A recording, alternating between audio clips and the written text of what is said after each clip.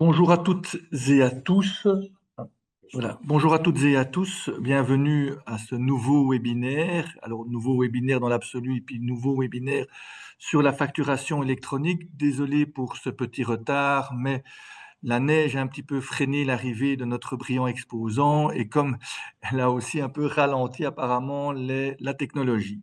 Ceci étant, ce webinaire donc aujourd'hui dédié à la facturation électronique est le deuxième de ce nom. Monsieur Delvaux, vous avez déjà fait l'honneur de faire un exposé dans le courant du printemps de cette année. Ça avait suscité un nombre important de questions qui justifient la mise en place de ce nouveau webinaire. Alors, webinaire au cours duquel Monsieur Delvaux ne va pas refaire un exposé complet du fonctionnement de la facturation électronique, mais essentiellement répondre aux questions que vous vous posez. Alors, vous avez formulé déjà un certain nombre de questions qui ont été répertoriées et auxquelles Monsieur Delvaux va commencer à répondre en début de ce webinaire. Mais bien entendu, si vous avez d'autres questions, vous les inscrivez dans le chat et Monsieur Delvaux se fera un plaisir d'y répondre. Voilà, ben je vais céder tout de suite la parole à Monsieur Delvaux. Bon séminaire et à tout à l'heure.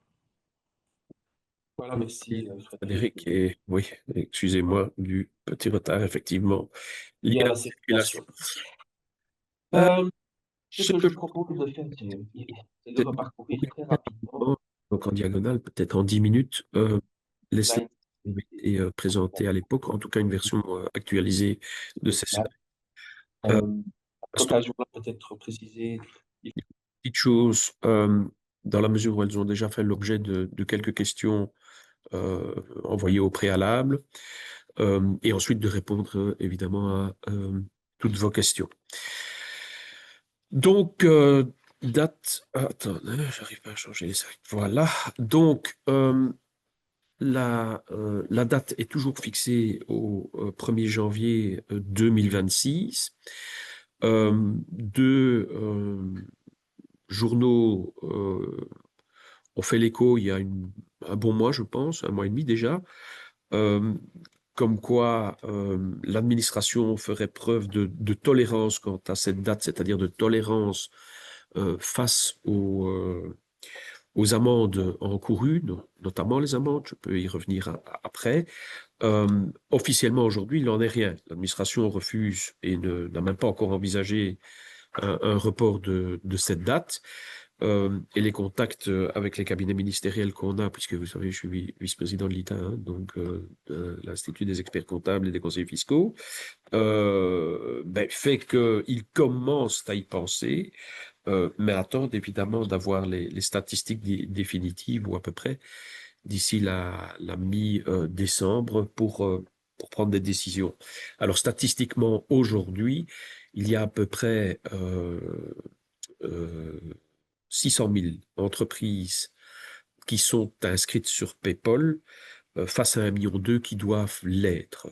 On s'attend évidemment, parce qu'il y a une augmentation très régulière, mais on s'attend encore à une augmentation exponentielle sur ce mois-ci, dans la mesure où, par exemple, moi, dans mon cabinet, beaucoup de clients sont sur la plateforme que l'on propose, mais ne sont pas inscrits, l'ouverture n'est pas faite avec PayPal, puisque vous savez que à la base, c'est une plateforme de facturation, c'est pas nécessairement une plateforme envoi de documents UBL, et donc il suffit de faire l'inscription, ce qui veut dire que je pense que, en tout cas, des cabinets d'experts comptables comme le mien vont ouvrir par dizaines, voire par centaines, PayPal à leurs clients. Voilà, c'est pas pour ça qu'il n'y aura pas de tolérance, mais c'est pas pour ça surtout qu'il ne faudrait pas être, excusez-moi, qu'il ne faudrait pas être préparé. Alors, à qui cela s'adresse? À tous les assujettis TVA que j'appelle déposants. Euh, Pourquoi? Parce que oui, on pense, en parlant de facturation électronique, on pense essentiellement à l'envoi. Mais il va de soi qu'on doit non seulement pouvoir envoyer, mais que pour les opérations B2C, mais sûrement, on doit pouvoir recevoir tout. Alors, ça veut dire que, voilà, si, je vais dire, un assujetti TVA n'a comme client que des particuliers, donc il serait que dans des opérations B2C, ben, il doit néanmoins avoir une plateforme facturation puisqu'il doit pouvoir recevoir de ses fournisseurs les factures. Au niveau plateforme, ce qui est bien clair aujourd'hui, c'est que l'on peut avoir plusieurs plateformes d'envoi de documents, mais une seule de réception des documents. Alors pourquoi plusieurs d'envoi? Ça simplifie quand même un peu la vie des entreprises, à savoir que si vous avez un programme facturation déjà chez vous et votre comptabilité interne ou externe, hein, votre expert comptable externe a une autre plateforme, ben vous pourriez très bien utiliser votre plateforme d'envoi des factures, mais adhérer à la plateforme de l'expert, ou en tout cas une plateforme partagée avec l'expert, puisque tout l'intérêt là évidemment, c'est de pouvoir récupérer les informations de manière électronique et qu'elles soient comptabilisées plus ou moins de manière automatique, et donc compatibilité avec votre service comptable ou le cabinet d'experts externe. Voilà, donc quand je dis tous les déposants assujettis, j'avais reçu une question, quid des indépendants à titre complémentaire? Ben, ce sont des assujettis déposants, donc ils sont évidemment visés. Question que je n'ai pas eue, mais que j'ai eue dans d'autres formations que j'ai données, et quid des franchisés? Ben, les franchisés sont des assujettis qui doivent pouvoir recevoir aussi les documents par voie électronique. Donc, ils auront aussi besoin d'une plateforme pour recevoir leurs documents et pour envoyer, s'ils sont dans des opérations B2C, ils doivent pas... ils ne doivent pas appliquer de TVA puisqu'ils indiqueront en mention qu'ils sont une petite entreprise soumise au régime de la franchise, mais ils doivent néanmoins pouvoir envoyer leurs factures de manière euh, électronique. Donc vraiment, ceux qui ne sont pas visés, finalement, ben, ce sont purement ceux qui sont visés par l'article 44 du Code de la TVA, à savoir essentiellement le secteur médical ou de l'enseignement réglementé. Voilà, donc mais la facture électronique, pour rappel, c'est un format, sans rentrer dans les détails, c'est un format particulier, informatique particulier, qu'on appelle le format UBL. Euh, Excusez-moi. Et donc là, pour répondre aussi à une question qui a été posée, à savoir, est-ce que l'expert comptable a besoin des factures UBL, PayPal ou de la facture classique? Je dirais que j'ose espérer que l'expert comptable est équipé lui-même au niveau informatique pour récupérer directement les factures au format UBL, que ce soit via la plateforme qu'il destine à ses clients ou via votre propre plateforme, votre propre choix de plateforme, pour qu'il puisse aller, je vais dire, récupérer. Hein, c'est tout l'intérêt d'une bonne plateforme, c'est de pouvoir récupérer les données et pouvoir les injecter dans la comptabilité. Il n'est pas impossible que si l'expert n'est pas équipé, qu'il vous demande encore des fichiers ou PDF, ce qui n'est pas impossible, voilà, pour pouvoir les traiter autrement. Euh, mais c'est pas le monde de demain. C'est en tout cas pas la manière dont je pense que les experts doivent travailler. Donc, format UBL. Alors aujourd'hui, contrairement à ce que j'avais dû dire au printemps, puisqu'en début d'année, on avait, je crois, 25 plateformes agréées PayPal, on en a plus de 200 aujourd'hui, ce qui est normal. C'est pas pour ça que toutes ces plateformes euh, permettent à la fois l'envoi et la réception de factures. Non, il y a des plateformes qui étaient, par exemple, des outils de facturation qui existaient et qui aujourd'hui ont fait en sorte de pouvoir se faire agréer sur PayPal pour que l'envoi de leurs factures puisse partir évidemment en PayPal. Mais donc ils n'ont pas forcément, ça il faudra être attentif, pas forcément la permission de recevoir des documents, donc un access point en tant que tel. Ça, je peux sauter, c'était, vous en souviendrez, le fonctionnement. Oui, c'est vrai que j'ai eu cette question aussi, hein, comment fonctionne PayPal, comment envoyer une facture électronique, comment recevoir une facture électronique et l'ouvrir. Euh, En fait, c'est, entre guillemets, pas votre problème. C'est le problème de la plateforme. C'est un langage informatique, donc, qui est, l'UBL est un langage informatique qui est illisible pour nous, sur le programme. Et donc, nécessairement, la plateforme va chaque fois relire le document et le présenter sous une forme lisible, c'est-à-dire plus que probablement un PDF. Voilà. Et donc, je veux dire, ben, vous, en pratique, si vous y versez, hein, si par exemple, le programme que nous on propose au bureau, si vous avez votre propre programme de facturation, vous pouvez basculer votre facture sur cette plateforme. Elle va la transformer quand il le faut en UBL, c'est-à-dire opération B2C. Elle le garde en PDF si c'est un B2B. Elle connaît l'adresse du client, du destinataire, et elle enverra en UBL ou en PDF selon la qualité du client. Voilà. Vos factures qui rentrent en UBL, sont transformées directement en PDF pour une lecture aisée, mais nos programmes informatiques récupèrent les données UBL qu'elles injectent directement dans la comptabilité. Voilà un petit peu comment cela fonctionne pour répondre également à une question qui avait été déjà posée. Alors, bon, ça, je vais sauter. Vous savez bien pourquoi on a mis ça maintenant en place. La manière de choisir, j'en ai parlé la fois précédente, mais peut-être qu'il y aura encore des questions à ce niveau-là. Alors, oui, dans le choix même de la plateforme, j'ai déjà eu évidemment quelques questions. Je pense que le tout est de regarder, c'est ce que nous faisons avec nos clients, c'est de regarder la structure, le fonctionnement, les outils déjà en place chez le client actuellement. Et donc, si le client n'a rien du tout, bah, allons vers une plateforme peut-être qui lui propose justement déjà un petit outil facturation. Euh, voilà, intégré, que ce soit pour des clients B2C ou pour des B2B, sans difficulté. Donc ça, c'est un choix assez facile à faire. Si notre client a déjà, donc si vous avez déjà un système de facturation, mais c'est de voir si ce système va lui-même rentrer dans le jeu de l'UBL, donc de la création d'un UBL et s'inscrire sur PayPal. Sinon, encore une fois, la plateforme que nous avons choisie, mais plusieurs plateformes le permettent, ben, vous faites simplement un basculement j'imagine que dans ce cas-là, la plateforme que vous avez, donc pour la confection de vos factures, permet déjà d'avoir une facture en PDF. Ceci dit, qu'elle soit en PDF, en Word, en Excel, peu importe. Vous la basculez sur la plateforme et encore une fois, la plateforme la transforme en PDF et en UBL. Donc, sans problème.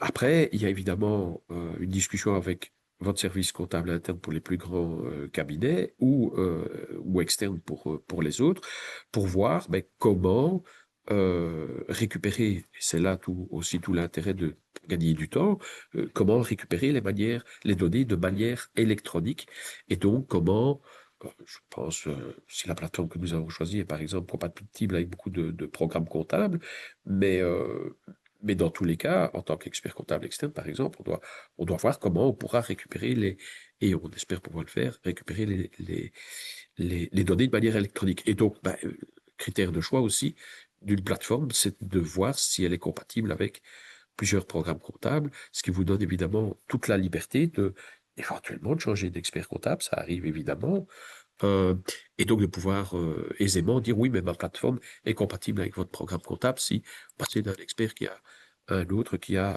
pas le même outil comptable. Voilà, donc ça c'est pour les critères de choix. Euh, pour rappel, ben, nous, au niveau du cabinet, on s'est d'abord basé sur Bill2Box. BankUp aujourd'hui, enfin c'est la même société, BankUp est la toute nouvelle version de Bill2Box. Simplement, puisque c'était une plateforme, je veux dire simple, elle est facteur, elle peut créer des documents, elle a un petit outil de facturation, mais elle peut recevoir d'autres outils de facturation, directement les documents et les transformer, comme je l'ai dit, recevoir tous les documents UBL, est compatible avec beaucoup de programmes comptables, et en tout cas les nôtres, et est assez facile d'utilisation, puisque simple, c'est le facteur, simple, assez facile d'utilisation pour nos clients.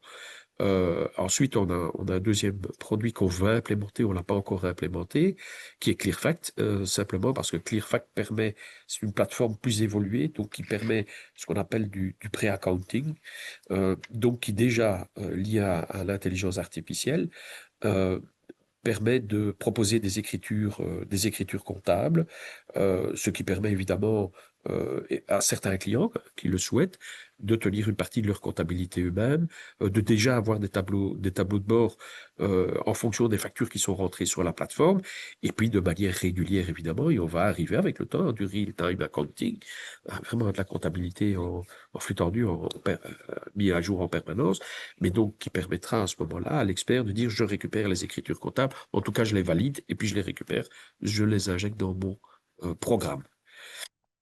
Voilà. Alors, mesures de soutien, ne les oublions pas. Elles sont toujours d'actualité. Donc, si vous réalisez, vous exposez des frais qui peuvent être considérés plutôt comme investissement, ben, vous aurez droit à une déduction pour investissement de 20% sur le montant réalisé. Donc, un abattement de l'investissement sur votre base imposable. Si par contre, ce sont des frais qui sont exposés, y compris des conseils externes, hein, d'informaticiens, d'experts comptables, vous pourrez les déduire à 120%, ce qui est évidemment intéressant. Par contre, voilà, les infractions, ça c'est beaucoup plus emmerdant. Euh, voilà, mais comme toujours en Belgique, quand on sort une loi pour qu'elle soit appliquée, qu'elle soit suivie, il faut y coller euh, euh, des sanctions. Ces sanctions-là ont été décidées au mois de juillet, donc j'ai pas encore pu vous en parler. Elles sont, je vais dire, au nombre de deux. Les premières sont spécifiquement liées à la facturation électronique, c'est-à-dire que si l'administration, et ce ne sera pas compliqué évidemment, établit que vous n'êtes pas en ordre une première fois, eh bien, ils appliqueront une amende de 1500 euros. S'ils le constatent une deuxième fois, après 3 mois minimum, 3000 euros. Et une troisième fois, de nouveau après 3 mois, 5000 euros. Euh, voilà, c'est déjà un certain coût, évidemment, mais au-delà de ça, bah, clairement, vous suivez pas le mouvement. Moi, je compare parfois ce mouvement-là aussi au passage à l'euro. De mémoire, à l'époque, on avait 2 ans pour passer à l'euro. Moi, je suis passé au niveau du cabinet, j'ai passé toutes les comptas de mes clients en euros dès le premier jour, et je crois que l'euro, ben, tout le monde a sauté très vite dans le système, euh, globalement. Tout le monde même la monnaie portefeuille, tout le monde a très rapidement été changé ces vieux francs belges. Euh, ce qui est, ce qui est, ce qui existe également comme sanction et qui, pour moi, aura beaucoup plus d'effet, mais c'est pas nécessairement lié à la facturation électronique, euh, c'est celle de ne pas pouvoir déduire la TVA sur une facture fournisseur que vous recevez qui n'est pas conforme. Alors, c'est une règle qui existe depuis toujours. Si vous recevez une facture d'un fournisseur qui ne comporte par exemple pas le montant de TVA, même si vous êtes un assujetti, vous dites c'est pas grave, je peux quand même la déduire. Non, vous n'avez pas le droit de la déduire parce que le taux appliqué n'était pas bon. Mais si la facture n'était pas établie en bonne et due forme, c'est-à-dire avec les coordonnées complètes du fournisseur, les vôtres, votre numéro de TVA, facture numérotée, datée, etc., ben, vous ne pouviez pas non plus déduire la TVA. Et ici, ben, clairement, le format obligatoire est celui de l'e-facturation. Vous ne recevez pas une facture électronique, mais normalement, vous ne pouvez pas déduire la TVA. C'est pour moi la mesure qui va être la plus efficace, parce que clairement, et c'est les instructions que j'ai données dans mon propre cabinet, euh, je reçois une facture qui n'est pas en format électronique en janvier, ben, je dirais au fournisseur, écoute mon coco, moi je te paye tes honoraires, voilà, ou la livraison de biens que tu m'as faite, mais ta TVA, je ne te la paye pas parce que je ne sais pas la déduire. Et donc, je te la paierai le jour où tu m'envoies une facture électronique. Et donc, tous ceux qui vont être prêts, on a dit, déjà 600 000 aujourd'hui, ce sera peut-être, l'administration vise entre 800 et 900 fin décembre. Euh, ben c'est les 900 entreprises qui vont évidemment pousser sur les plus petites par la règle que je viens de dire, euh, celle de refuser de payer une TVA qui n'est pas déductible. Et sachez que si malgré tout vous la déduisez, ben forcément, on a des amendes proportionnelles qui peuvent aller de 10 à 200%. Voilà, donc ça c'était pour parcourir rapidement les slides. Alors je vais, avant de évidemment vous inviter, je pense que c'est par le chat qu'on pourra poser les questions. Ou voilà. Hein. Je vais rapidement parcourir d'abord les premières questions qui étaient venues par écrit. Euh, donc, avec quel délai pour être conforme, je vous l'ai indiqué, c'est le 1er janvier, mais on s'attend sans doute au niveau donc des amendes d'une tolérance. Mais bon, une tolérance, c'est évidemment pas la règle. Euh, Alors, question, avant d'arriver purement sur des programmes, où là, il m'est quand même difficile de répondre à tout parce que, donc si on parle de solutions techniques directement, parce que je connais pas toutes les solutions, il y en a 200 qui ont été répertoriées, et parce que euh, une solution ne peut être appréciée qu'au regard de votre organisation et de celle de votre service comptable interne ou externe. Donc quelque chose qui conviendrait à un cabinet ne conviendrait pas du tout à un autre cabinet. Mais une question que je reçois ici, c'est pourriez-vous m'indiquer d'un point de vue pratique si nous n'avons pas intérêt à faire toutes les factures électroniquement, même celles des clients non assujettis? Euh, non, oui et non. Euh, non, parce que vous ne savez pas envoyer à un client non assujetti une facture au format UBL, puisque c'est un format illisible pour eux.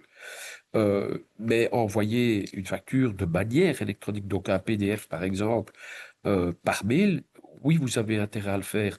Moi, enfin, statistiquement, et je l'ai constaté dans mon propre cabinet, je l'ai encore vu cette semaine, je peux vous dire que depuis qu'on envoie nos factures euh, en PDF mail au client, elles sont payées, il y en a qui sont payées avant qu'on bascule l'écriture dans la comptabilité chez nous, donc le jour même. Mais elles sont payées généralement dans la semaine. Mais pourquoi? Ben, c'est humain. Je veux dire, quand on reçoit un document, on est occupé, on reçoit un document papier, on le tape sur le côté, on en fait une pile, et une fois par semaine, voire une fois par mois, on reprend la pile et on dit, je vais payer mes factures. Voilà. Vous recevez une facture qui a un QR code, vous recevez une facture en PDF, bah, vous l'ouvrez, vous dites, ah ben pendant que c'est ouvert, clac, je la paie et le paiement part. Quitte même euh, à ce que vous mettiez une date mémo-virement, mais en tout cas, elle est traitée immédiatement. Donc, oui, moi je pense que envoyer de manière électronique à tout le monde, euh, c'est la meilleure voie, mais envoyer sous format UBL, vous ne pouvez pas, puisque le particulier n'a évidemment pas l'outil pour lire la facturation. Donc, comment vont facturer les indépendants complémentaires? Ben, comme je l'ai dit, qu'on soit en activité complémentaire ou principale, ça ne change rien du tout. On est un assujetti à la TVA, on a toujours eu les mêmes obligations. Donc, l'obligation e-facturation est la même. Voilà. Alors, ici, c'est un peu plus de technicité. Notre société, donc une entité juridique unique, utilise deux numéros de TVA distincts, un en Belgique et un au Luxembourg pour sa facturation, mais maintient une seule comptabilité unique, un seul bilan compte de résultats. L'utilisation des deux numéros de TVA fera-t-elle que le système PayPal identifie notre identité comme deux entités distinctes? Alors, pas des entités, ils vont pas identifier des entités distinctes. Ils savent que c'est une seule entité. Donc ici, on est dans le cadre d'une société qui a un établissement stable euh, à l'étranger. Et donc, clairement, tout comme aujourd'hui, on communique le bon numéro de TVA au fournisseur. Et donc, puisqu'on est identifié à partir de son numéro national dans PayPal, ben, PayPal, enfin Luxembourg, je ne connais pas le système, je ne pense pas qu'ils ont déjà l'e-facturation, mais s'ils en ont un, ce sera évidemment séparé de la Belgique. Mais donc, dès le moment où vous communiquerez à votre fournisseur votre numéro de TVA belge, ça tombera évidemment dans votre plateforme euh, à laquelle vous avez adhéré. OK? Et pour l'envoi des factures, ben, même topo, il n'y a que le numéro belge, évidemment, où vous utilisez votre numéro belge, que vous devrez envoyer sous format UBL. Voilà. Alors, oui, cas particulier, ça c'est, enfin, oui et non. On me parle plutôt des documents hors facture et on me cite des tickets, train, tram, métro, avion, taxi, des souches, des restaurants, des parkings, des petits achats de lait, etc., etc. Alors, ce qu'il faut savoir à la base, euh, c'est que tout assujetti, et ça c'est depuis toujours, depuis 1970, 69-70, tout assujetti qui sait s'adresser à un assujetti doit normalement émettre une facture vers cet assujetti. Après, il y a eu quelques exemptions, les cafés par exemple, et les cafés, les restaurants qui sont passés progressivement vers le système qu'on leur connaît aujourd'hui dit de black box, donc de caisse enregistreuse, qui est en fait une autorisation qui leur est accordée de ne pas émettre une facture à chaque client. Ça viendrait à demander à un client, s'il vient manger pour son privé ou en tant qu'assujetti TVA, pour lui émettre une facture. Et donc, en contrepartie, aussi, évidemment, on ne peut jamais déduire la TVA sur les restaurants. Et donc, ils émettent des souches. Même topo pour les car wash, par exemple. Et encore, vous pouvez très bien dire à un car wash, écoutez, au lieu de ma petite souche TVA, je vous achète un paquet de tickets et vous me faites une facture pour les tickets achetés. Il doit évidemment vous la délivrer. Mais si je reviens à la question, donc les petits tickets et autres, euh, ils doivent donc pas vous être envoyés, ils savent pas vous être envoyés en format UBL, puisque votre fournisseur ne vous connaît pas comme assujetti. Par contre, il est clair que la plateforme euh, de réception de documents que vous avez doit devenir non pas juste une plateforme d'obligation d'envoi et de réception des documents, hein, donc pas une simple boîte aux lettres, mais vraiment une plateforme dans laquelle vous centralisez toutes vos archives, tous vos documents, et que votre service comptable ou l'expert comptable peut récupérer en sachant qu'il aura une exhaustivité des documents.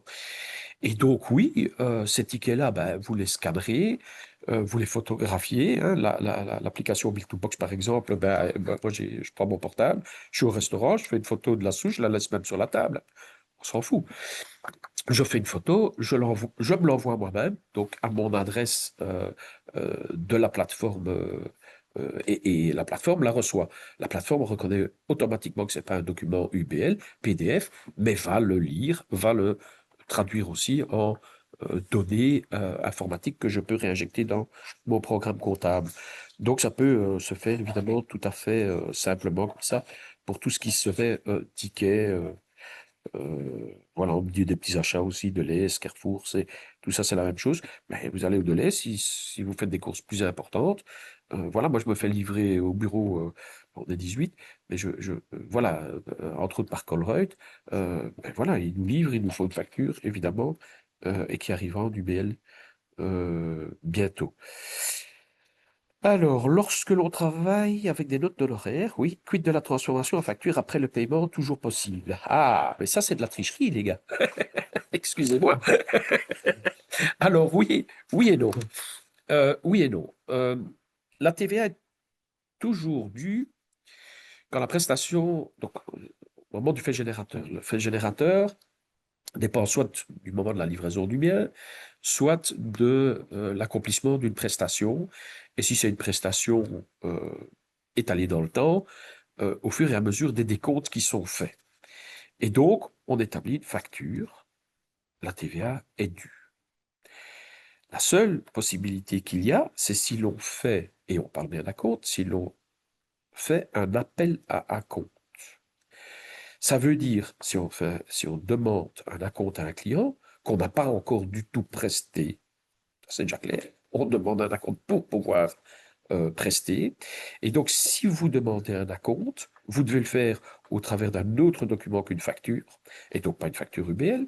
Si c'est un professionnel, vous devez le faire, peu importe, beaucoup appellent ça des factures pro forma, mais normalement c'est un appel à provision, c'est un document, c'est un papier, c'est un PDF, c'est un mail. Voilà, à ce moment-là, la TVA n'est évidemment pas due, mais elle est due dès le moment où l'acompte est payé.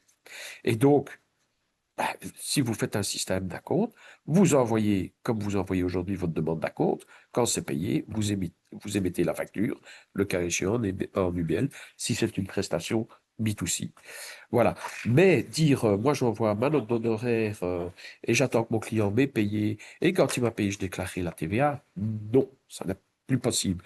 D'autant plus que, voilà, la pratique veut aussi que puisque vous envoyez une facture, elle est datée, elle est dans le système UBL. Clairement, à terme, je pense que l'administration va pouvoir matcher.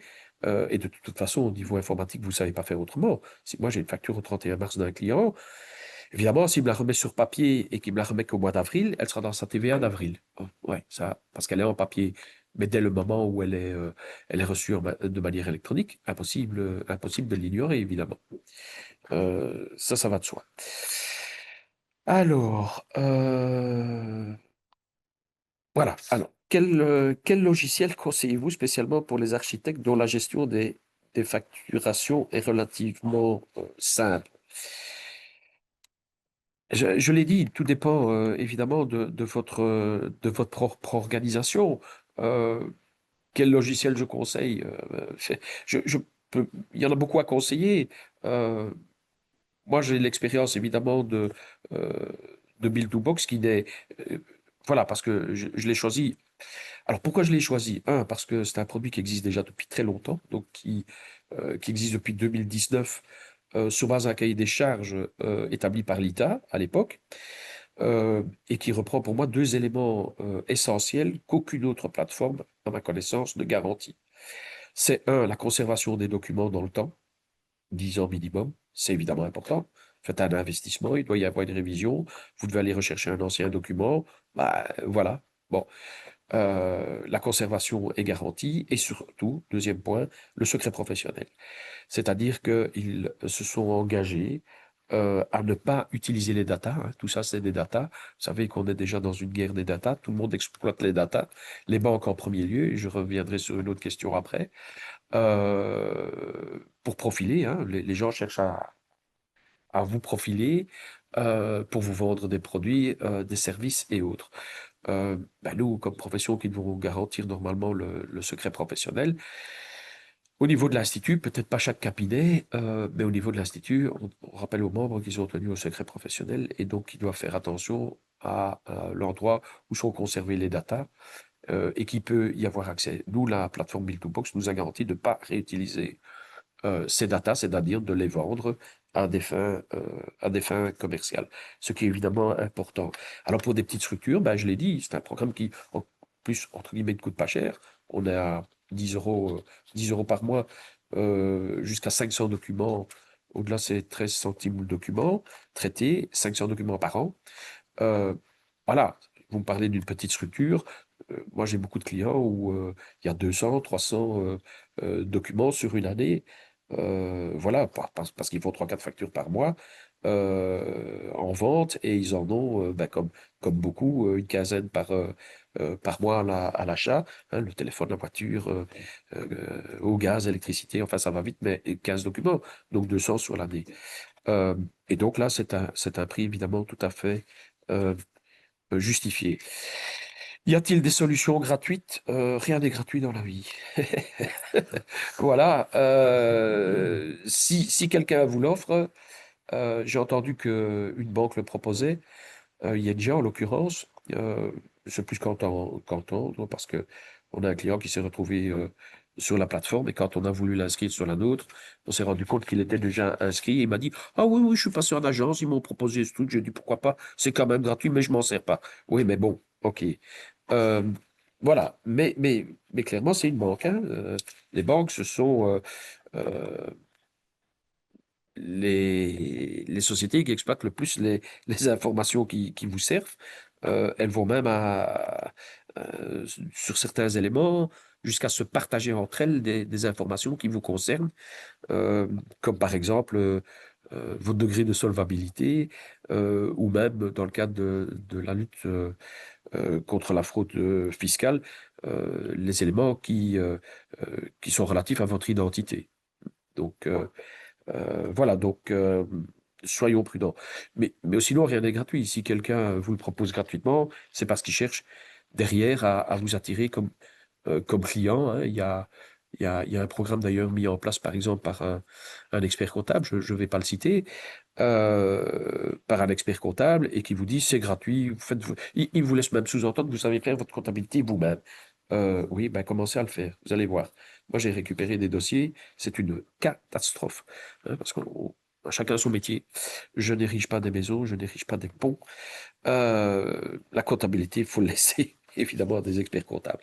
Mais voilà, alors ben, son but évidemment, c'est derrière d'être appelé, hein. Il a un service desk, première chose, et puis deuxième chose, c'est à un moment donné dire au client, ouh, mais votre compta finalement est un peu plus complexe, hein. Le programme permet de faire des comptabilités très très simples, ouais, c'est-à-dire où il n'y a que des ventes, quoi, ou à peu près. Et donc on peut vous faire une offre. Et voilà, c'est un Voilà. Donc gratuit à ma connaissance, pas vraiment, sauf s'il est offert par quelqu'un qui cherche donc à avoir des datas, des données. Euh, et les prix, bah oui, ça peut varier évidemment d'une plateforme à l'autre. Je pense que Bill2Box avec 10 euros est vraiment dans le bas du panier dans les prix. Alors, et donc là, on est dans les deux questions qui me restent. On parle plus évidemment de plateforme même, hein. S'étant inscrit en septembre dernier sur la plateforme Odoo pour la facturation électronique, ai-je automatiquement un point d'accès PayPal via Odoo? Des facturations électroniques ont été effectuées et envoyées uniquement des clients privés. Oui, à ma connaissance, Odoo étant un programme très intégré, euh, je l'ai vu une fois fonctionner. Euh, Ce que je n'ai pas aimé, mais enfin, ça, c'est pas une critique à leur égard, c'est un choix de fonctionnement du cabinet.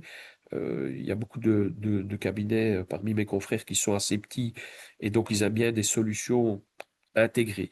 Voilà, parce qu'ils prennent un abonnement quelque part et donc ils ont la plateforme facturation, ils ont le CRM, ils ont le programme comptable, ils ont éventuellement ce qui suit, la comptabilité, l'établissement de situation, l'établissement de compte de résultats, le bilan, les déclarations fiscales dans un seul système intégré, ce qui est évidemment la force de certains comme Odoo pour attaquer les plus petits cabinets. Moi, personnellement, j'aime bien rester maître de mes outils et donc j'ai bientôt deux plateformes de facturation. J'avais déjà une plateforme avant de partage de documents avec les clients.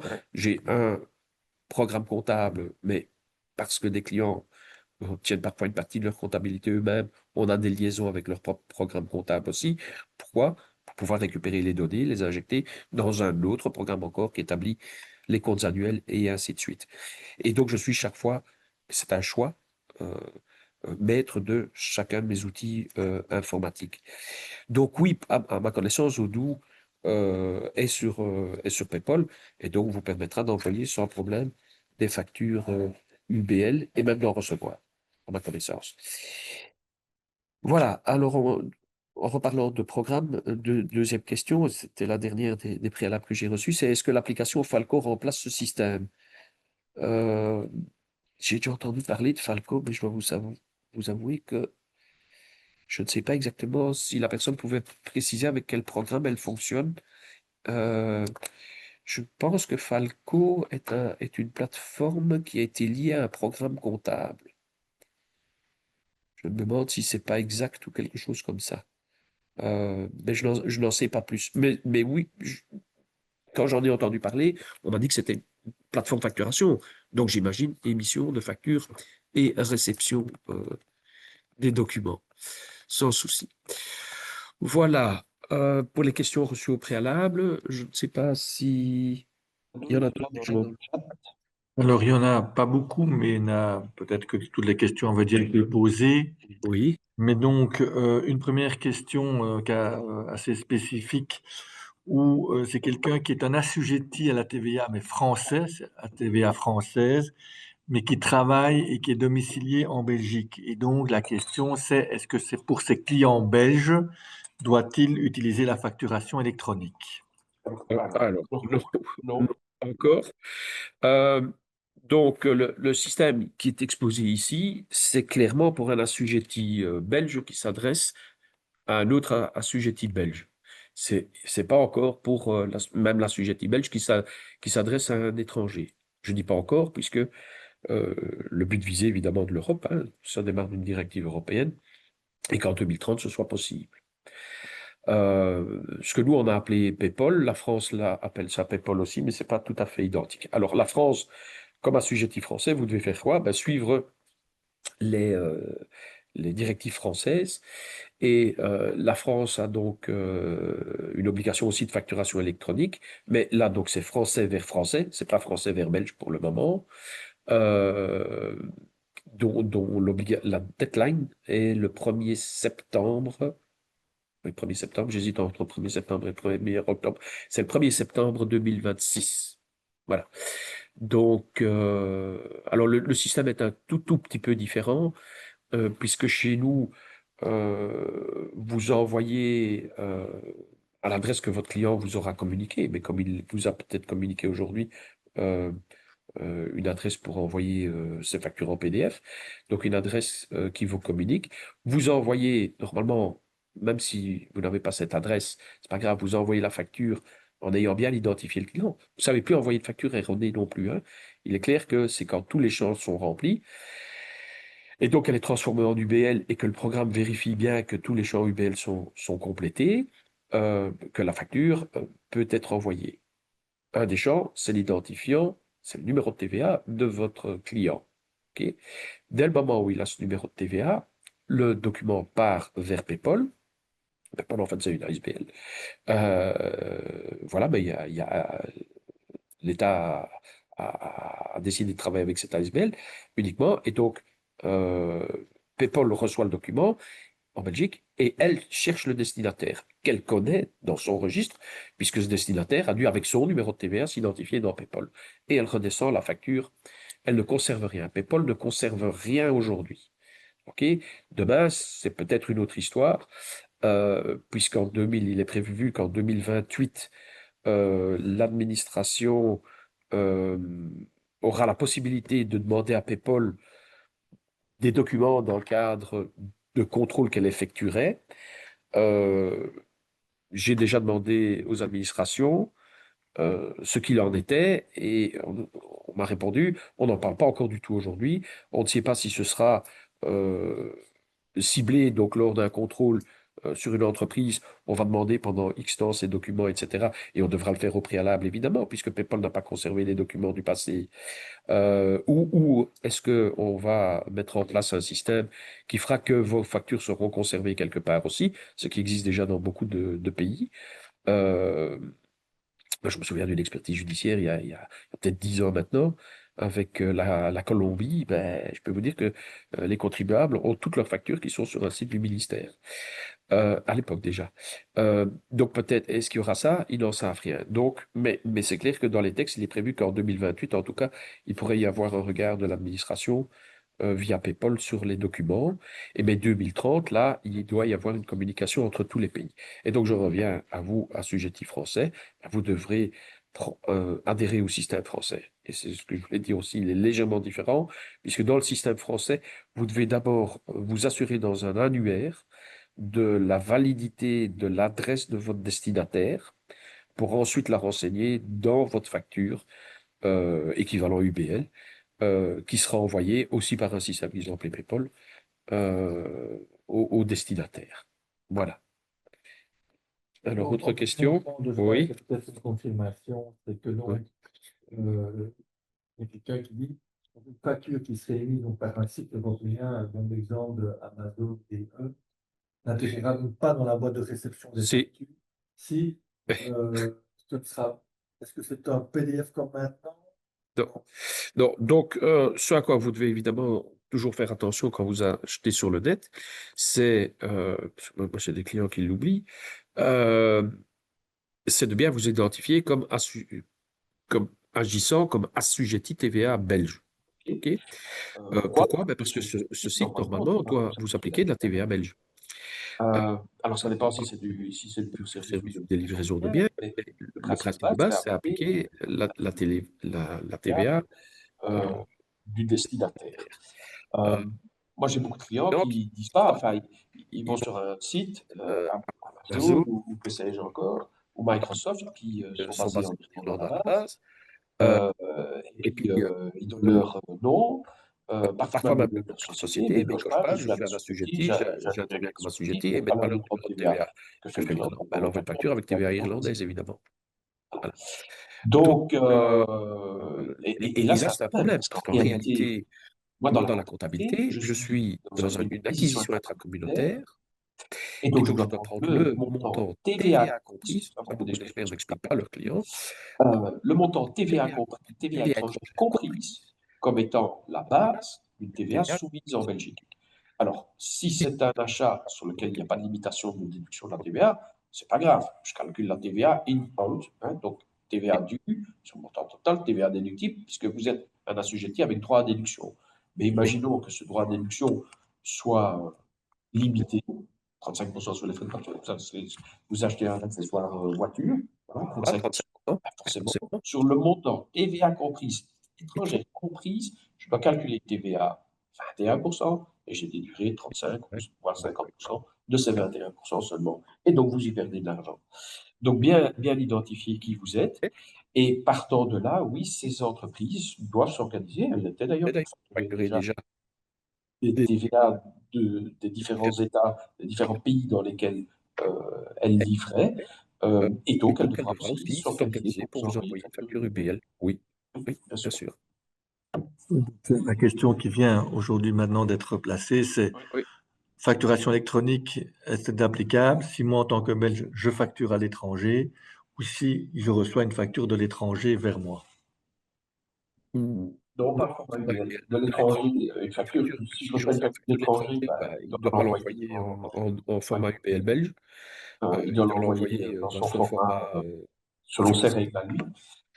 Et comme je dis, par par exemple, exemple, si si c'est la c'est la France, France, bah, il ils faut auront que des UBL, mais UBL en UBL en traçabilité traçabilité française. française. Et Donc, donc, voilà, voilà, donc ce donc sera ça sera toujours toujours une facture traditionnel. traditionnelle, Mais mais tout tout l'intérêt, l'intérêt, évidemment, évidemment, pour pour vous, vous, c'est c'est d'une d'une manière manière ou d'une autre, qu'elle soit transférée vers votre plateforme, puisque comme je l'ai dit, cette plateforme va finalement être votre centralisateur de toutes les factures, de tous les frais, de tous horizons, et qui doit être la source, je vais dire, des informations que votre comptable votre expert comptable doit traiter. Voilà. Oui. Alors, si je pense que c'est plus une question liée à la TVA, mais la Oui. question est, si une facture est encodée sur la plateforme, Mm. mais qu'il s'avère qu'elle n'est pas payée, que Ouais. faut-il faire pour récupérer la TVA payée? Quand vous avez une facture, vous avez le droit en Belgique à la déduction de la TVA immédiate, que vous ayez payé la facture ou pas. Voilà. Tout comme à l'inverse, je l'ai expliqué tout à l'heure, vous émettez une facture, vous devez payer déjà la TVA à l'État, même si le client ne vous a pas payé la facture. Mais donc, quand vous recevez une facture d'un fournisseur, selon la date évidemment, vous avez le droit à déduction déjà de cette TVA. Donc, c'est indépendant du paiement. Maintenant, si on parle de paiement et finance, il est clair que plusieurs plateformes, Bill2Box compris, mais bon, là, ce sont des options et donc ça devient payant. Et encore, parce qu'il faut faire il faut faire le calcul, on peut y regagner un peu de sous si on utilise déjà les codas. Mais donc, quasiment toutes les plateformes permettent ou un outil euh, qui indique, enfin, qui permet de payer un document, hein, et donc dire, OK, j'ai cette facture, je marque mon accord dessus, je la mets en paiement, et la plateforme étant liée, ça c'est l'option, étant éventuellement liée avec votre compte bancaire, ben, elle donnera instruction à votre banque de payer le document à date que vous avez choisi, etc. Ça, c'est un service évidemment payant par les plateformes, mais à l'inverse, et moi c'est le cas dans Bill2Box, Bill2Box demande à la banque, avec qui donc elle est en relation avec votre accord évidemment, elle demande à la banque tous les mouvements bancaires. Pourquoi? Ben, pour matcher déjà par exemple, les factures de clients. Et donc, la plateforme indiquera, ben, telle facture de client que vous avez envoyée, elle a été payée à tel moment, etc. Il y a un historique aussi dans Bill2Box, vous avez un historique du document. Donc, si vous cliquez dessus, vous pouvez voir à quel moment vous l'avez reçu, mis en paiement, que ça a été payé, et inversement, quand vous l'avez envoyé à un client, quand le client l'a payé, et ainsi de suite. Et s'il il est même traité par le cabinet d'experts comptables. Euh, mais donc, vous avez un matching. Mais ça veut dire que, puisque la plateforme reçoit aussi toutes vos indications bancaires, l'expert comptable va pouvoir les récupérer plutôt que d'acheter les codas, qui sont quand même assez onéreux. Je crois que les mois de codas qu'on paie, on est aussi à 10 euros par mois. Et donc, on pourra se passer de ces codas à demander à la banque. Voilà. Ouais. Ah, couper mon micro, oui. Attends. Alors, on va peut-être couper simplement les slides aussi. J'ai peut-être arrêté de partager. Ce sera peut-être mieux. Non? Ok. Par contre, arrêter le partage. Voilà. Bon, voilà, ça c'est fait. Et alors, maintenant, je vais. Là, c'est pour répondre, parce qu'il y a certains qui disent que quand les deux micros sont ouverts, ça pose un ça. problème. Donc voilà, le problème son. Euh, j'ai ici une question donc assez précise, je vais te la lire. Donc, comment réagir face à une entreprise non belge qui ne respecte pas cette obligation envers nous, clients belges? Euh, alors, le cas, c'est dans le cas d'une vente en ligne, le montant est souvent payé via une carte de crédit, évidemment, avant l'émission de la facture, et donc il n'est pas possible de retenir la TVA.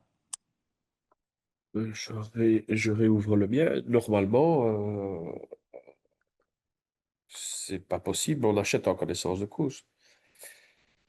On demande jamais de facture après coup, hein. On la demande quand on passe commande. Bon, sinon, le site n'est pas sérieux. Enfin, n'est pas sérieux. N'est pas adapté, je vais dire, à nos besoins. Oui, c'est comme si on va au car wash et on dit pas je veux une facture préalable. Le type, il émet une souche TVA et il va dire c'est trop tard. Maintenant, je ne sais plus faire la facture, j'ai déjà fait la souche TVA. C'est ça le problème. Euh, En tout cas, l'étranger, il n'a aucune obligation de nous envoyer une facture UBL, ça c'est certain. Et ici, on parle plutôt d'un problème d'application de la TVA. Il est clair que au moment de la commande, on doit pouvoir identifier qu'on est un assujetti TVA et donc que c'est le bon régime qui nous est appliqué.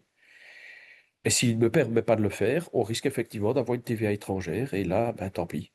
Tant pis, on achète en connaissance de cause. Malheureusement. Voilà.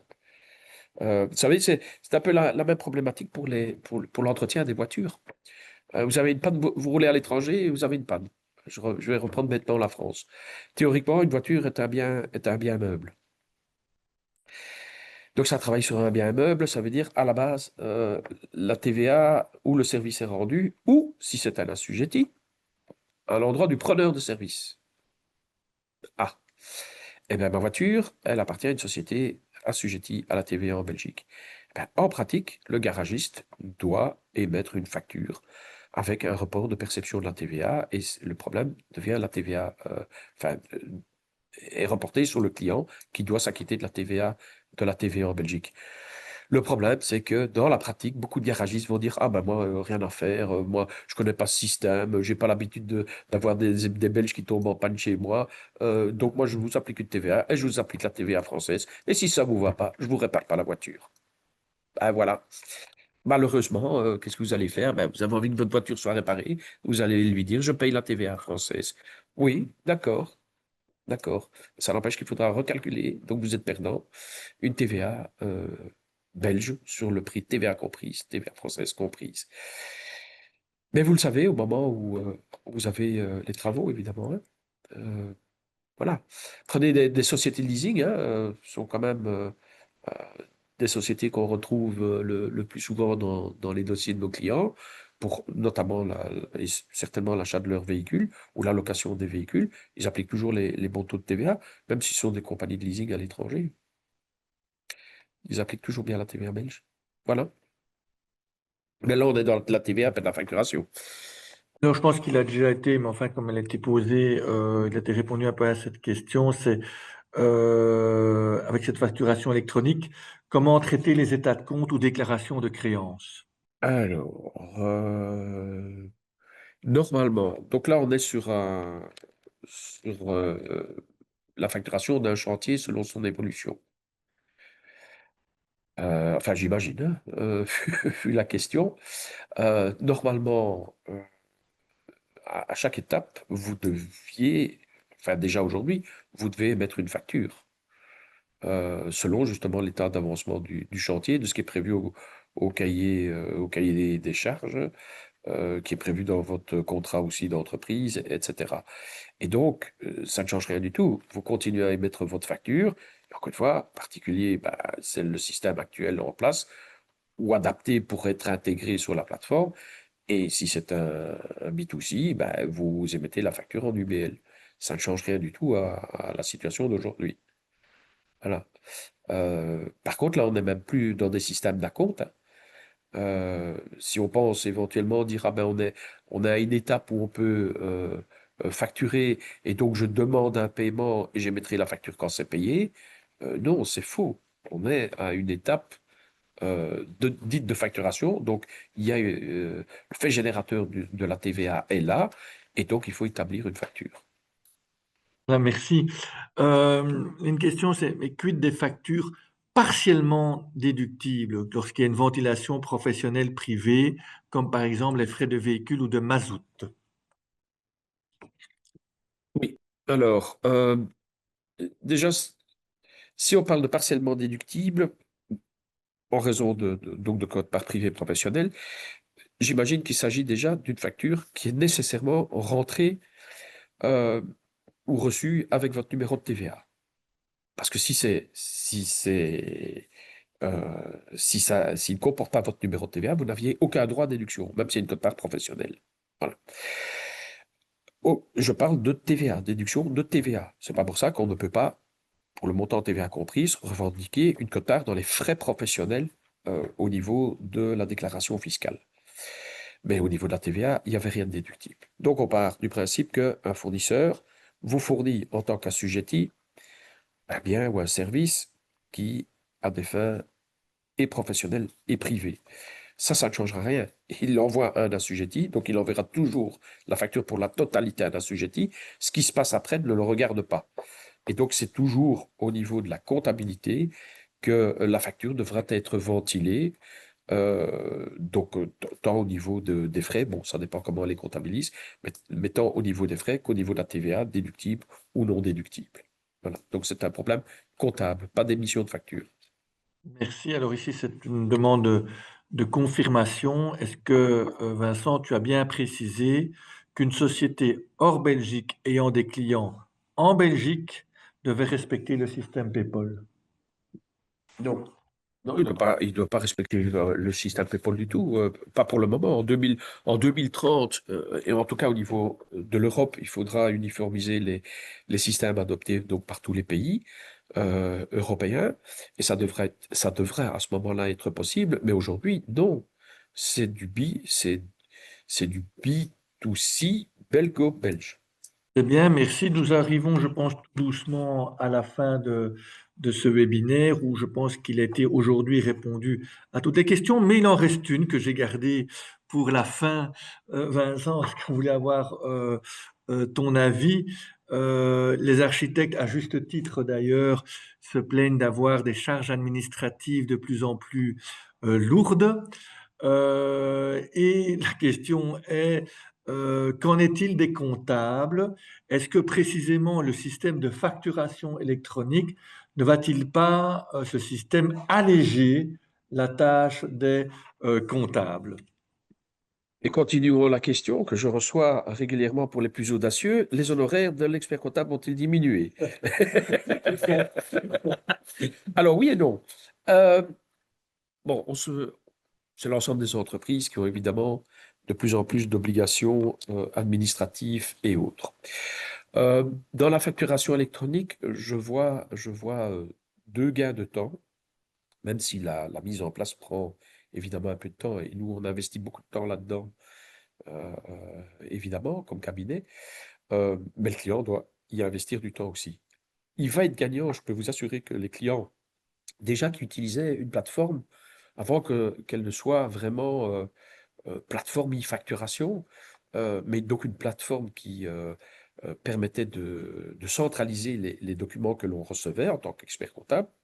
Ben, les clients qui jouaient déjà le jeu depuis longtemps, et je veux dire la première vague qui a été convaincue, c'était malheureusement à cause de la Covid en 2020, qui ont dit ah oui, on doit trouver des manières de communiquer, qui utilisaient la plateforme. Et c'est très peu, je dois reconnaître, même dans un cabinet comme moi, où on a poussé la plateforme, ben, peut-être 20% de nos clients qui l'utilisaient, ils y ont retrouvé un avantage.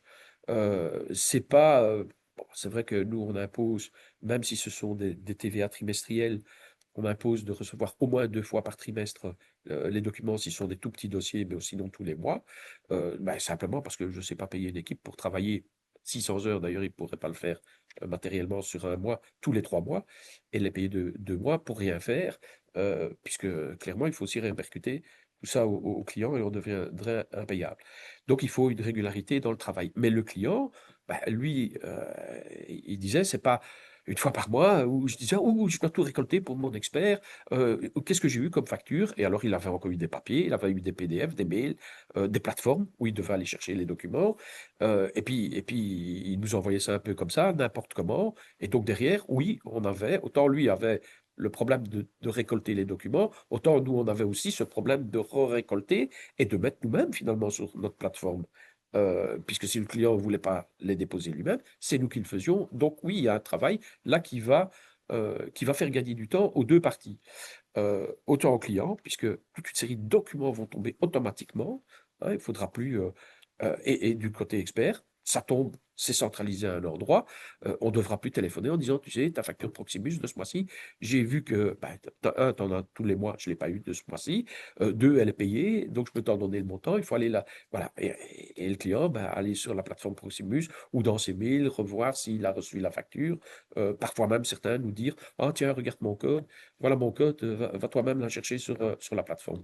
Ça, ce sera fini. Donc, il y aura un gain de temps.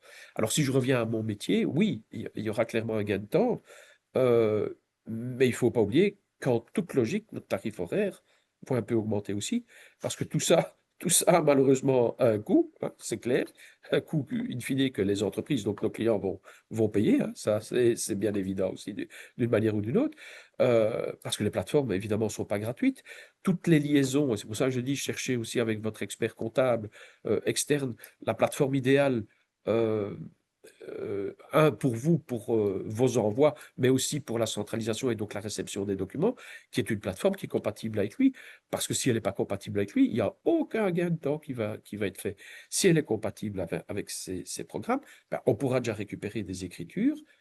Ça devrait aller un peu plus vite de ce côté-là, mais il y a tout l'investissement informatique autour, hein. Moi, j'ai des clients qui ont des plateformes eux-mêmes de facturation depuis des années. On a créé des API, hein, tout des API, donc tous des programmes pour pouvoir les récupérer, leurs données, et les transférer vers nos programmes. C'est clair que ça s'est répercuté sur le coût horaire, globalement. Alors, est-ce que les honoraires vont un peu diminuer? Oui, je pense quand même, hein, globalement, qu'il y aura moins de temps consacré à des tâches, à la limite même avec très peu de valeur ajoutée aujourd'hui pour nos cabinets, qui en plus n'attirent pas les plus jeunes. Un jeune qu'on tape derrière un bureau pendant 8 heures et on lui dit tu classes des documents, même si c'est déjà de manière électronique, hein, mais tu classes des documents et puis tu vas les traiter, etc. C'est différent de dire écoute, il y a des datas qui rentrent, il faut classer les datas, hein. Déjà, il est né avec un GSM en tout cas à l'oreille de son papa ou de sa maman. Euh, voilà, donc c'est beaucoup plus gai pour eux aussi. Mais derrière, on va avoir tous les outils et toutes les demandes de clients qui vont nous dire, oh, là, le real-time accounting est possible. Maintenant, je veux, et c'est évidemment le rôle qu'on doit avoir, je veux des chiffres actualisés ou quasiment en permanence. Moi, je connais des confrères, c'est pas ma politique dans mon cabinet, mais qui téléphonaient à leur expert comptable et qui disaient, oh, je voudrais faire un crédit, ma banque a demandé une situation.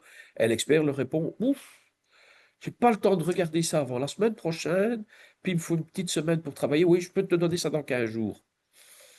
Oups, voilà, moi, ça n'a jamais été ma politique. On a toujours eu les outils pour mettre une priorité là-dessus et sortir cela rapidement. Mais demain, ce sera la comptabilité en ligne, hein. Je ne vais pas dire dans Bill 2 Box, mais où il y a déjà quand même une vision aussi puisque je vous l'ai dit, les factures entrantes, sortantes, vous savez les payer, il y a une possibilité de liaison avec votre banque. Si vous prenez ça, vous avez une idée de la position financière de votre entreprise. Ça, c'est déjà une première chose. Mais pas encore les résultats. Si on prend d'autres plateformes, comme celle que j'ai citée, ClearFact, dont on va s'occuper chez nous aussi, il y a déjà un pré-encodage qui est fait. Alors, il sera toujours indiqué sous réserve de validation de l'écriture par l'expert, mais en attendant, vous avez déjà, on sait que Proximus, à part si de temps en temps on achète un portable chez eux, mais qu'en principe, c'est des frais de téléphone. Donc, dès le moment où la facture est envoyée par Proximus, vous aurez votre compte de résultat dans la plateforme qui vous dira vos frais de téléphone sont d'autant à ce jour. Euh, et ça, oui, c'est aussi un investissement temps, mais qui permettra, et je l'espère chez nous, aussi à faciliter et à accélérer les conseils qu'on donne en dehors de simplement tenir des comptas, remplir une TVA, remplir une déclaration fiscale. Nous, on allait déjà beaucoup plus loin. Et en tout cas, déjà les clients qui utilisaient la plateforme, avant la facturation électronique, on voyait qu'on accélérait énormément le mouvement. On a des clients parfois un peu plus importants, d'accord, et c'est ce qui fait, qui dicte leurs besoins, mais qui veulent un reporting le 5 du mois, hein. Et tous les mois, ils ont leur reporting. Euh, je pense que une fois qu'on aura bien remaîtrisé toute cette facturation électronique, et donc ce sera peut-être dans une bonne année, 2 ans, on sera en real-time accounting, oui. Ouais, voilà, pour l'organisation. Petite dernière pour la route, qui peut-être. Je suis. Voilà, mais c'est vrai que c'est une question qui est là, mais que j'ai déjà eue de la part d'architectes et d'autres d'ailleurs, qui n'est pas forcément la question qu'on a envie de poser à un comptable, mais qu'on pose quand même. C'est de dire, il y en a quand même encore un certain nombre de personnes, d'indépendants et des architectes aussi, qui tiennent eux-mêmes leur comptabilité. Est-ce que le fait de devoir passer la facturation électronique oblige à prendre un comptable ou est-ce qu'on peut continuer, pour ceux qui le souhaiteraient, à tenir eux-mêmes leur comptabilité? Non, je comprends ça tout à fait. Évidemment, je vais défendre ma profession en disant, en disant, vous passez peut-être à côté d'opportunités parce qu'il vous manque les conseils opportuns. Comme vous avez la même chose dans votre métier, hein. Quelqu'un peut rénover une pièce une salle de bain de sa maison et puis il regretterait évidemment de ne pas avoir optimisé la place parce que voilà, mais il n'a pas fait appel à un professionnel. Mais je conçois ça évidemment tout à fait. Non, la facturation électronique euh, n'oblige pas à prendre un expert comptable. Euh, voilà, donc en plus moi je suis là pour des solutions, par exemple par rapport à mes clients, où ils ont un expert, vous allez dire ok, mais je n'oblige pas à prendre nécessairement ma plateforme. Mais je leur dis attention, si vous prenez une plateforme complètement indépendante et complètement incompatible, je ne sais pas récupérer des données. Et donc, va se poser la question clairement pour moi, est-ce que c'est mon modèle business? Est-ce que je veux encore travailler avec vous? Voilà. J'ai un client dernièrement qui m'a dit, je prends, je ne le dirai pas, mais le fameux programme, voilà, où soi-disant on sait faire notre comptabilité soi-même, etc. Et il m'a dit, mais je vous garde sous la main, hein, voilà, pour éventuellement des petites questions une fois par an pour faire ma déclaration TVA. Je dis, monsieur, désolé, vous répondez plus à mon critère de client, donc on ne collaborera plus. Voilà, mais ça, c'est pas grave. Maintenant, je reviens à la question de base. On tient nous-mêmes notre compta. Oui, vous prenez une plateforme qui vous convient pour pouvoir envoyer vos factures. Donc déjà, première chose, c'est de savoir comment vous envoyez vos factures aujourd'hui. J'ose espérer que c'est pas à la main, euh, mais ça pourrait encore arriver. Euh, donc j'imagine minimum un Word, un Excel aujourd'hui. Et donc dans ce cas-là, il faudra vous équiper d'une plateforme qui acceptera que vous envoyez cette facture établie par donc, la manière habituelle sur la plateforme, qui la transforme en UBL et qui l'envoie. Vous pourriez aussi très bien dire, je n'utilise la plateforme que pour mes envois UBL. Je ne mets pas les autres factures que je dois envoyer à d'autres clients. Mais alors, votre plateforme ne va jamais être complète au niveau de la récupération de l'ensemble de vos documents et vous ne vous en servirez pas directement en liaison avec votre programme comptable. Hein, j'imagine qu'à ce moment-là, vous avez un autre programme comptable, encore très traditionnel, où vous encodez vous-même. Vous pourrez encore le faire aussi, mais il y a donc toute cette électronique, toute cette digitalisation, numérisation ne vous permettra pas de gagner du temps. Je pense au contraire que là, c'est euh, rajouter une petite perte. Si maintenant je parle de factures établies en Word Excel, si jamais vous avez déjà un programme d'émission de factures, d'une manière ou d'une autre, regardez quand même s'il ne vous propose pas une solution PayPal. Et je reviens toujours à la base, PayPal, c'est pas que l'envoi UBL, hein. Il y a aussi la réception des documents, hein. Euh, voilà. Ceci dit, la question n'est pas bête. De toute façon, il n'y a jamais de question bête. Euh, euh, j'ai reçu il y a quelques semaines, je donnais une conférence pour des experts comptables, et il y en a un qui m'a demandé, est-ce qu'on sait encore imprimer les documents? J'ai dit, oh mon Dieu, monsieur, cher confrère, j'espère que vous n'imprimez plus les documents et depuis quelque temps, parce qu'il n'y a aucune obligation à imprimer des documents. Et à l'ère du numérique, je vais dire, avoir un endroit où on peut les stocker, c'est l'idéal. Donc, prendre une petite plateforme qui vous permet de recevoir les factures, qui vont les stocker, donc les factures qui vous arrivent en UBL. Si je prends vraiment des toutes petites comptas et que vous envoyez vos factures en UBL, vous êtes bien. Après, il faut voir comment vous allez traiter ça au niveau comptable, si vous avez votre propre petit programme comptable, etc. Euh, voilà, un programme comptable, il faut une comptabilité régulière. Elle ne se tient plus dans des livres, manuscrits et autres, malheureusement. L'administration, n'oubliez pas non plus que l'administration peut demander à ce que des informations leur soient transmises de manière électronique. Ça veut dire que si demain, enfin, même aujourd'hui, pas demain, aujourd'hui, vous avez encore toutes des factures papier, imaginons que ce soit le cas, et qu'elle vous demande de les envoyer en électronique, vous devez les scanner d'une manière ou d'une autre, trouver une solution pour les scanner et leur envoyer. Donc, c'est aussi un souci. Oui, Oui, pour les pour deux. les... Ben voilà encore peut-être une petite question, parce qu'effectivement, elle me semble quand même utile, même si je pense qu'on peut avoir la réponse, c'est qu'il pourrait arriver aussi que quelqu'un décide et adopter une plateforme et puis décide de changer de plateforme pour une raison ou pour une autre. Alors la question est, est-ce qu'on peut récupérer les données d'une plateforme pour une autre? Ça, c'est pas évident. Là, non. Alors, il y a plusieurs choses à dire. Changer de plateforme engendre le fait que vous devez d'abord vous désinscrire de PayPal, puisque PayPal n'accepte pour la réception des documents qu'un seul accès. Et donc, au moment où vous allez redemander l'accès, vous ne devez pas avoir un autre accès encore ouvert. Vous ne pouvez pas leur dire, oui, non, mais j'ai un autre accès, je veux changer. Ils vont vous dire, non, on ne vous ouvre pas l'autre accès. Et le jour où vous n'avez plus un accès, on vous ouvrira un accès. Bon. Donc, il y a déjà une petite période transitoire en pratique. Et c'est pas facile, parce que moi, voilà, je vous l'ai dit, j'ai un client qui avait signé avec ING, il n'avait pas compris ce qu'il avait signé, et puis il passe sur Bill2Box. Je vais l'inscrire, on me dit, il est déjà inscrit. Je dis, ah merde. Bon, voilà.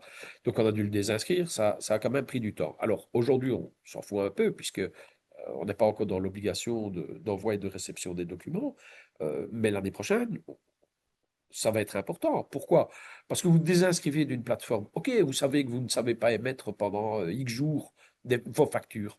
Vous savez gérer celles que vous envoyez. Mais celles que vous recevez, votre fournisseur, lui, eau, gaz, électricité, lui, il n'en sait rien, que vous n'êtes plus identifié. Donc lui, il envoie avec votre numéro de TVA à PayPal, et PayPal, il va dire, ah, là, je suis dans un creux, je ne connais pas. Voilà. Donc là, on risque d'avoir des soucis. Après, donc ça, c'est le transfert d'une plateforme à l'autre. Après, il y a la conservation des documents.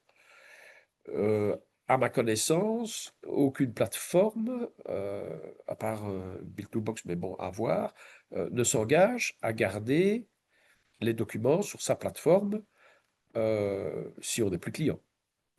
Donc, il y a fort à parier qu'à ce moment-là, et ça dépendra de l'une ou l'autre plateforme, que soit la plateforme dit vous n'êtes plus client, on vous délivre tous vos documents qui étaient sur la plateforme en PDF, à vous de les sauvegarder, euh, ou qu'il y ait procédure que vous puissiez récupérer un backup de tous ces documents. OK? Après, dire est-ce qu'on les réinjecte dans une autre plateforme ou pas, ça, je vais dire, dès le moment où on a des données informatiques, rien n'est impossible.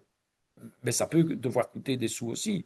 Je vous l'ai dit, nous, il y a des plateformes de clients avec qui on a créé des IPA. Il y en a où ça va vite, il y en a où c'est presque naturel, il y en a d'autres où ça a coûté de l'argent. Euh, et même beaucoup. On a parfois eu des IPA de 5 000 euros. Donc, simplement pour récupérer les données. Évidemment, c'est des entreprises un peu plus grosses. Et donc, sur le long terme, on va y gagner. Mais, dire j'ai des données quelque part informatiques, est-ce que je peux les injecter? Oui, mais restera à voir le coût. Si je reprends Bill2Box, voilà, qui a quand même un très gros succès et un succès auprès de pas mal d'experts, même si je vous dis, beaucoup de plus petits cabinets essayent plutôt d'avoir une plateforme liée directement à leur programme comptable. Mais si je reprends Bill2Box, il faut savoir que Bill2Box est conçu comment? C'est